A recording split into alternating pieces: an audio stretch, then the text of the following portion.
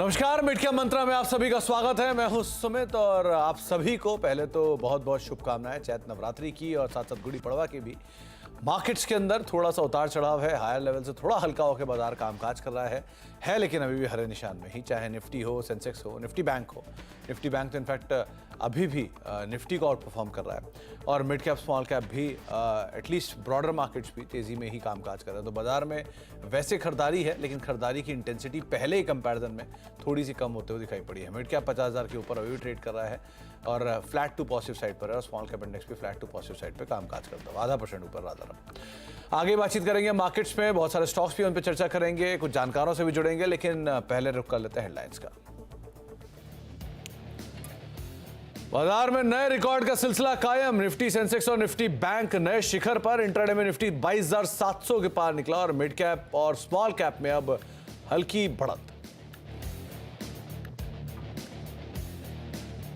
Realty और metal शेयरों में जोरदार तेजी, 9% से ज्यादा उछाल के साथ वायदा का टॉप गेनर बना हिंदुस्तान कॉपर। वहीं रियल एस्टेट स्पेस में 2 दिनों में 10% तक का उछाल आया गोदरेज प्रॉपर्टीज में।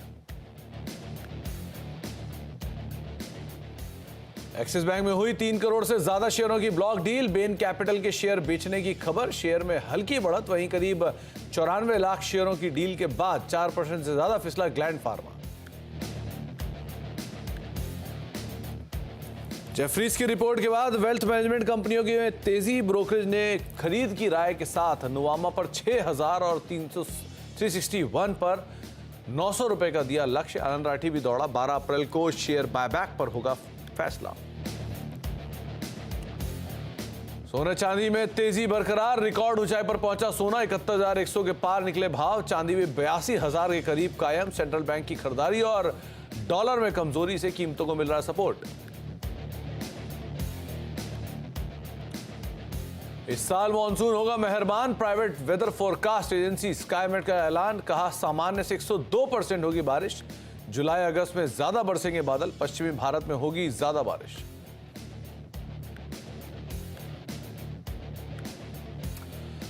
तो भारतीय बाजारों में खरीदारी का रुख और हायर लेवल से थोड़ा सा बाजार जरूर हल्का हुआ लेकिन फिर भी हरे निशान में ही कामकाज कर रहा है। निफ्टी करीब 25 अंक ऊपर है, सेंसेक्स 114 अंक ऊपर है। निफ्टी बैंक जो कि 300-350 अंकों से ज्यादा की तेजी दिखा रहा था वो अब 270 अंक ऊपर कामकाज कर रहा है। 0.5% का उछाल यहां पर देखने को मिल रहा है। और mid cap index, small cap index, mid cap एक लाल निशान में भी गया था बीच में लेकिन लोअर लेवल से कुछ पुल बैक के बाद वापस फ्लैट टू पॉजिटिव साइड पर कामकाज करता हुआ। और स्मॉल कैप इंडेक्स भी सो फार आपको पॉजिटिव ही दिखाई पड़ेगा। एडवांस डिक्लाइन अब डिक्लाइंस के फेवर में आ चुके हैं। पहले एडवांसेस के फेवर में थे, अब डिक्लाइन करीब 1177 हैं, 1200 डिक्लाइन है रफली। और 1060 शेयर जो है जो कि तेजी में कामकाज करते हुए दिखाई पड़ रहा है। तो एडवांसेस के कंपैरिजन में डिक्लाइन अभी थोड़े से बिकवाली के साथ कामकाज करते हुए दिखाई पड़ रहे हैं। बातचीत करने के लिए हमारे साथ ब्रजेश शायली मौजूद है आईडीबीआई कैपिटल के, उनसे हम चर्चा करेंगे मार्केट्स पर भी और ब्रजेश जी से बातचीत करेंगे हम इंडिविजुअल स्टॉक्स पर भी। लेकिन ब्रजेश जी, पहले तो मार्केट्स पे आपका एक व्यू चाहूँगा कि बाजार में उतार चढ़ाव है लेकिन है दायरा पॉजिटिव का और मार्केट्स फिर भी सपोर्टिव बाइंग दिखा रहा है एटलीस्ट अभी। आप कैसे रीड कर रहे हो मार्केट्स को? Good afternoon Sumit ji. मुझे लगता है कि मार्केट में अगर आप ट्रेंड डायरेक्शन की बात करें तो डेफिनेटली मार्केट का जो ट्रेंड है वो पॉजिटिव है। निफ्टी मुझे लगता है कहीं ना कहीं 23,000 क्रॉस कर जाना चाहिए, बट 23,000 के पहले मुझे लगता है कहीं ना कहीं 22,800 का एक काफी सारा कॉल रेटिंग अभी ज्यादा पोजिशंस बने हैं सवेरे से। तो मुझे लगता है ये एग्जिस्टिंग वीक के लिए 22,800 का जो लेवल है वो एक बार रेजिस्टेंस के नजरिए से शायद एक्ट करेगा और 22,600 और 22,400 ये डिमांड जोन रहेगा, जहां पे मुझे लगता है जब अगर ये ड्यूरिंग द वीक अगर ये अपॉर्चुनिटी मिलती है तो मुझे लगता है कि हमें इसमें बाय करना चाहिए। अभी जो मार्केट जो 26 पॉइंट के आसपास आके रुका है, मुझे लगता है क्लोजिंग शायद वापस 26,700 के आसपास आ सकता है। यहाँ से अगर एक 20-25 पॉइंट का अगर गिरावट देखने को मिलता है तो हम इंट्राडे की नजरिए से हम एक वापस फिर से लॉन्ग का ट्रेड ले सकते हैं। बायस काफी स्ट्रॉन्ग पॉजिटिव है। 22,800 में शायद एक बार अटकेगा, लेकिन मेरा मानना है कि ओवर एंड अबव 23,000 23,200 के करीब मार्केट हमें देखने को मिलना चाहिए अगला नेक्स्ट वीक में। तो 22,800 पहले और फिर 23,000 23,200 ये जोन शायद बनते हुए दिखाई पड़ेंगे निफ्टी के अंदर, तो लॉन्ग साइड पे अपनी पोजीशंस को आप रखिए, कोई गिरावट मिले तो ज़्यादा बेटर आप पोजीशन हो जाएंगे। ब्रजेश सर, इस बार की तेज़ी जो है वो पूरी तरह से निफ्टी बैंक के नाम है, क्योंकि निफ्टी बैंक ने एक अच्छा सपोर्ट दिया जिसके दम पर भी मार्केट्स में बढ़िया उछाल रहा। सो निफ्टी बैंक को लेकर आप क्या रीड कर रहे हो? सुमित जी, बैंक निफ्टी एक ऐसा काउंटर था जो अंडर परफॉर्म कर रहा था, और जब हमने रोल ओवर जो देखा, बैंक निफ्टी का जो रोल ओवर था काफी स्ट्रॉन्ग रोल ओवर्स थे। और एक्सपायरी के दिन जब मंथली एक्सपायरी हुआ मार्च का, तो 48,000 की जो स्ट्राइक प्राइस था उस पर काफी सारे राइटर्स थे।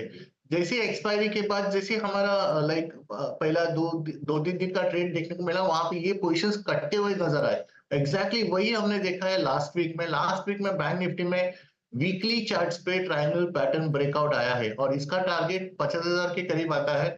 मैं काफी बुलिश हूँ बैंक निफ्टी के ऊपर। मुझे लगता है कि ये हो सकता है कि थोड़ा सा साइडवेज, यहाँ से थोड़ा सा साइडवेज होके, लेकिन ओवरऑल अब मुझे लगता है कि वन वे 50,000 के आसपास मुझे लगता है बैंक निफ्टी जाना चाहिए।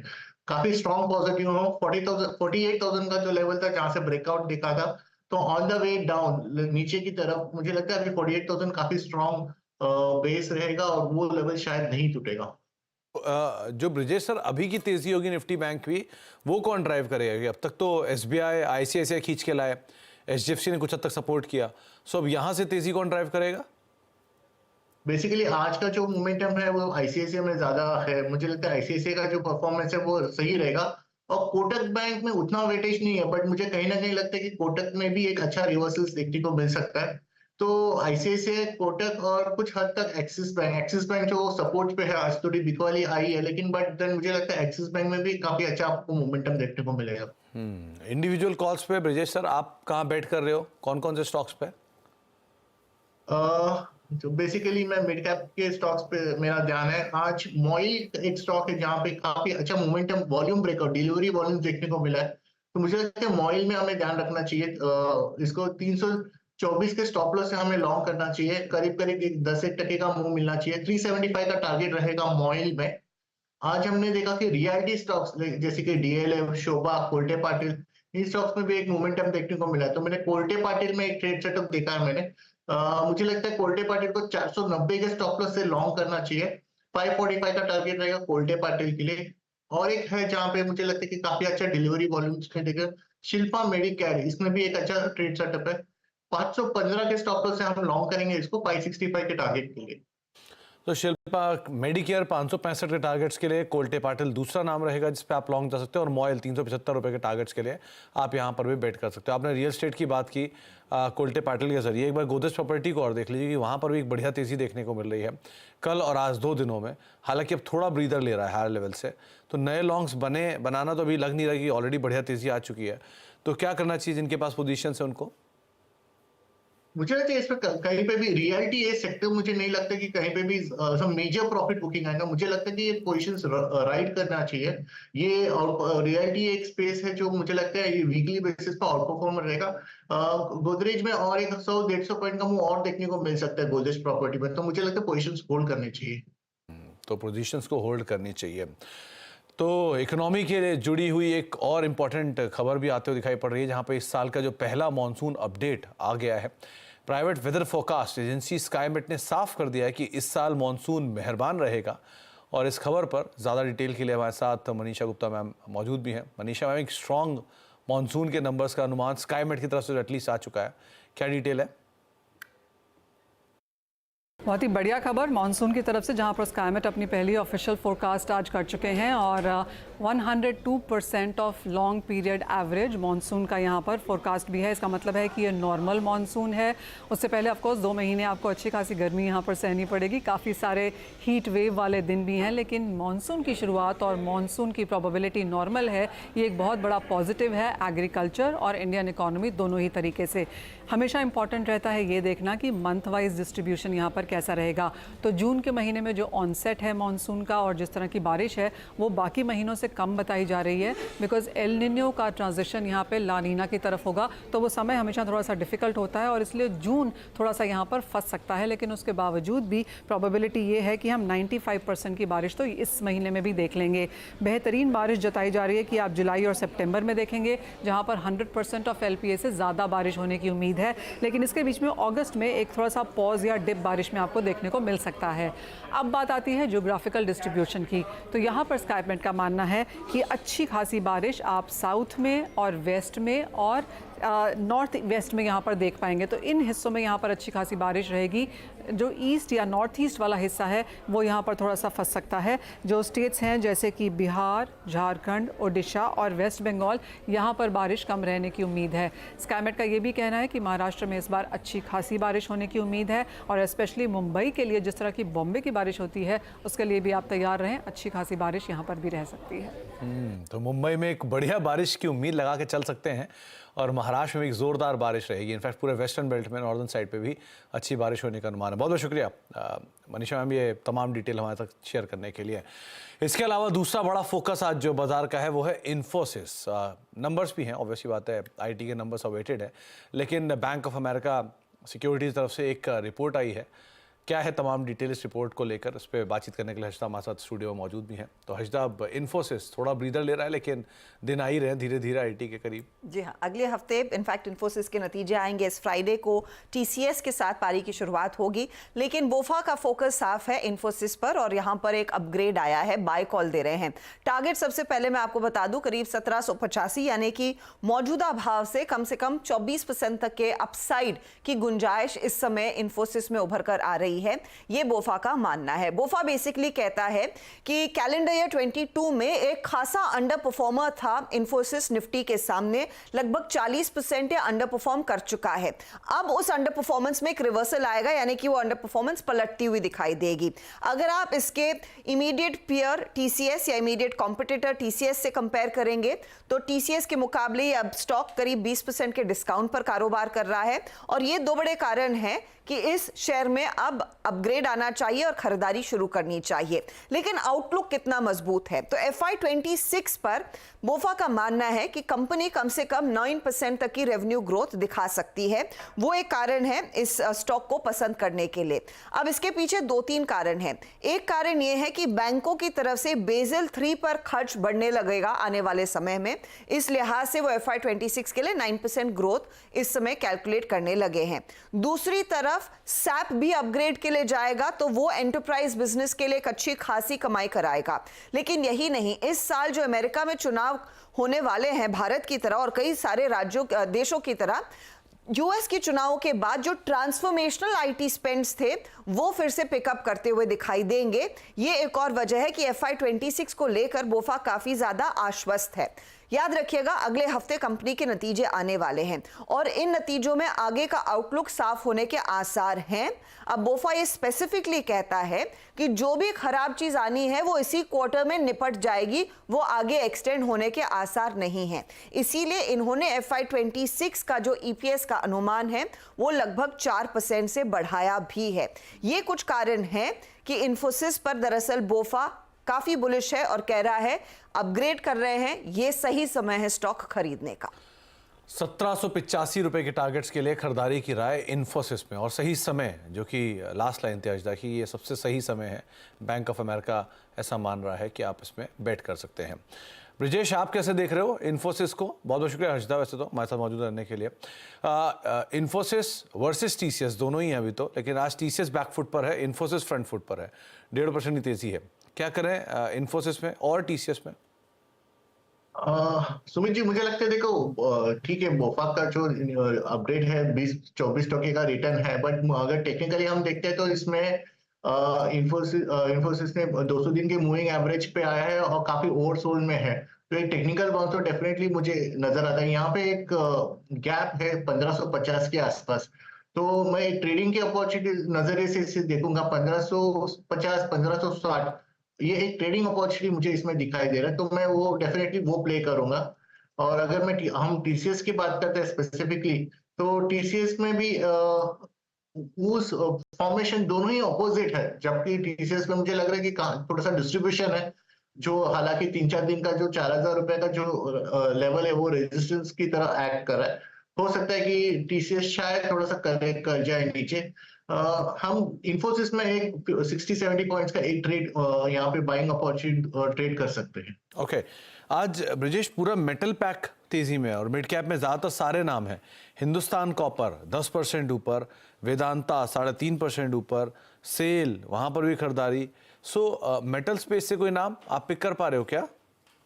हाँ, मैंने बेसिकली तो मुझे आप हिंडाल्को देखिए। हिंडाल्को पिछले बार जब रिजल्ट आया था उसके बाद उसमें एक अच्छा खासा करेक्शन आया था 600 के लेवल से, और अब लगभग अभी वापस 590 के लेवल्स पे आ चुका है हिंडाल्को। हिंडाल्को का जो फॉर्मेशन है 600 के, जो जहां पे कॉल राइटर्स थे उन्होंने अपने पोजीशंस काटे हैं, तो मुझे लगता है शायद हिंडाल्को में एक और अपॉर्चुनिटी होगी जहां पे ये 600 का लेवल पार करता हुआ इस एक्सपायरी, करंट एक्सपायरी अप्रैल का जो एक्सपायरी है, इसमें मुझे बखूबी लगता है कि ये 600 का लेवल एक बार पार कर जाएगा। अगर इसमें अगर करेक्शंस मिलता है यहाँ पे नीचे 5 रुपए का नीचे करेक्शंस मिलता है 580 के आसपास, तो मुझे लगता है हिंडाल्को में एक पोजीशन बनाना चाहिए, क्योंकि मुझे लग रहा है कि 600 निकल जाएगा, 610 615 के आसपास जाता हुआ नजर आ रहा है।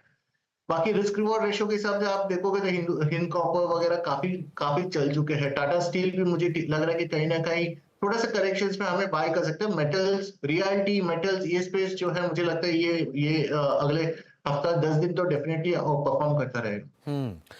तो ज्यादा फेवरेबल हिंडाल्को और टाटा स्टील जिनके ऊपर आप बेट कर सकते हो। ब्रिजेश सर, एक बार टाटा पावर और देखना, नए हाइस पर ये कामकाज कर रहा है, 3.5% तेजी है, 433-34 जोन्स पे है, एक स्पाइक भी आया है। क्या करें यहाँ पे?